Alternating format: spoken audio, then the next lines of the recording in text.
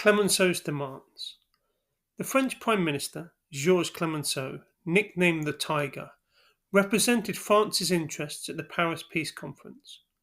Out of the differing demands of the Big Three, France's position would be to demand the harshest terms for Germany.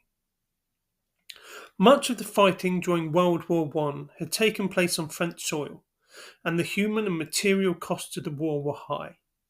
Towns and villages had been razed to the ground, and fields and forests had been turned into fields of churned mud, under which the bodies of hundreds of thousands of men would never be recovered.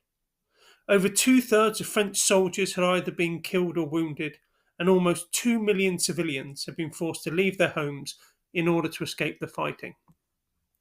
World War I devastated France and left a lasting wound on the collective French psyche, one that remained fresh in the memory of many throughout the interwar years. It was this desire to never experience another war on French soil which helped guide France's demands for the Treaty of Versailles.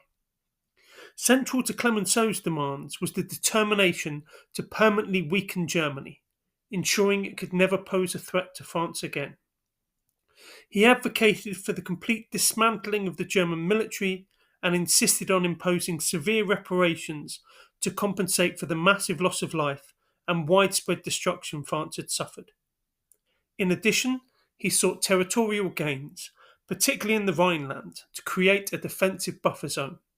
One of the French negotiators at the conference remarked that Britain and the US were protected by the seas, while land would be needed to protect France.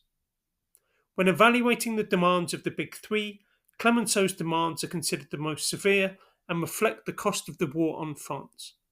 Clemenceau's demands frequently come up on the exam.